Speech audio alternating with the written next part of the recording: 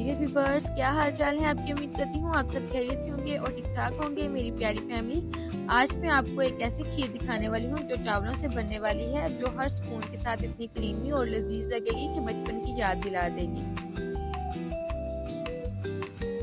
तो चले आए रेसिपी स्टार्ट कर लेते हैं। यहाँ पे मैंने 2 लीटर दूध लिया था और उसको मैंने बॉईल होने के लिए रख दिया है। तो यहाँ पे ये देखिए बॉईल आना शुरू हो चुका है। मैंने क्योंकि पहले से ही बॉईल होने के लिए रख दिया था, तो यहाँ पे ये देखिए बहुत अच्छे से बॉइल्ड आ चुका है।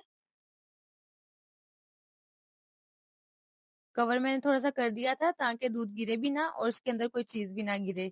आप लोग जब भी कोई चीज़ बनाते हैं तो आप लोग कोशिश किया करें कि इसको कवर करके पकाया करें, कि जैसे ही कोई अंदर चीज़ वगैरह गिर जाए तो हमें इस बात का पता नहीं चलता। इसलिए आप कोशिश किया करें कि इसको कवर करके मीडियम फ्लेम पर ही पकाया करें।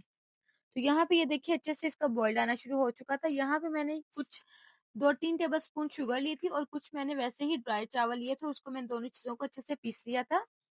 साथ ही मैंने 1 टेबलस्पून वैसे चावल लिए थे और उनको मैंने तकरीबन 2-3 घंटे पहले ही भिगो के रखा हुआ था और हाथों से मैंने अच्छे से इसको तोड़ लिया था। साथ ही हम लोगों ने इसमें जो चावल और चीनी ग्राइंड करके रखी हुई थी वो इसमें डाल देंगे और 1-2 टेबलस्पून मैंने इसमें बादाम जो हैं वो भी ग्राइंड करके रखे हुए थे। तो इस तरीके से थोड़े से दरदरे से ही फील हो रहे हैं, लेकिन इतने मोटे नहीं हैं। चलिए इन सारी चीज़ों को हम अच्छे से मिक्स कर लेते हैं और फ्लेम को हम मीडियम हाई ही रखेंगे, क्योंकि इस पॉइंट पे हम लोगों ने चम्मच को लगातार हिलाना है, क्योंकि जब तक बॉईल नहीं आ जाता हमारी जो नीचे शुगर है, ये चावल है, वो नीचे चिपकना शुरू हो जाते हैं। तो उससे ये होता है कि वो अच्छा फ्लेवर नहीं आता। इसलिए आप लोगों ने मीडियम लो फ्लेम पर इसको तकरीबन ऑलमोस्ट ये 2 केजी घी अगर दूध है तो आप लोगों ने इसको ऑलमोस्ट 2 घंटे ही पकाना है। बिल्कुल मीडियम फ्लेम पर पकाना है, ज़्यादा जल्दी नहीं करनी है आप लोगों ने, क्योंकि आप इसको जितना जल्दी पकाएँगे उतनी ही आपकी जो खीर है वो तो पक जाएगी, लेकिन वैसे एक फ्लेवर नहीं निकलेगा। इसलिए आप कोशिश किया करें कि आप इसको बिल्कुल मीडियम फ्लेम पर पकाया करें।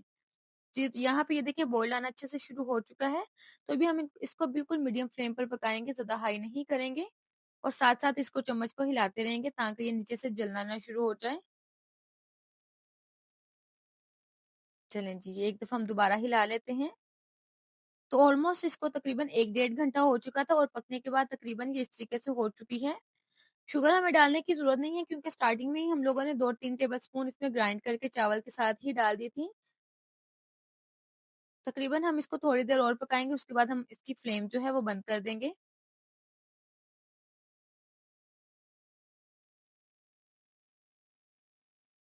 ये देखिए कितनी क्रीमी और रिच सी हमारी जो खीर है वो रेडी हो चुकी है और बहुत खूबसूरत इसका कलर आया है। तो यहाँ पे हम एक प्यारा-सा बाउल लेंगे और उसको इसको सर्विंग जो बाउल है उसमें डिश आउट करेंगे।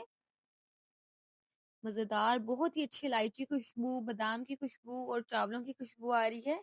तो बहुत ही मज़ेदार और क्रीमी सी हमारी जो खीर है वो रेडी है। यहाँ पे थोड़ी-सी हम लोगों ने कटिंग करके बादाम रखे हुए थे, वो भी इस पे डाल देंगे। बस तैयार होगी हमारी लज़ीज़ चावलों की खीर। अगर आपको रेसिपी पसंद आई हो तो लाइक करें, शेयर ज़रूर करना है और उसके साथ-साथ आप लोगों ने मुझे लाज़मी बताना है कि आप लोगों ने खीर बनाकर ट्राई की है और आप लोगों की खीर का कैसा रिजल्ट निकला है। तो जल्दी से जाएँ, आप भी मेरे चैनल को सब्सक्राइब कर दें, वीडियो को लाइक कर दें, बेल आइकन को दबाना बिल्कुल भी नहीं भूलना।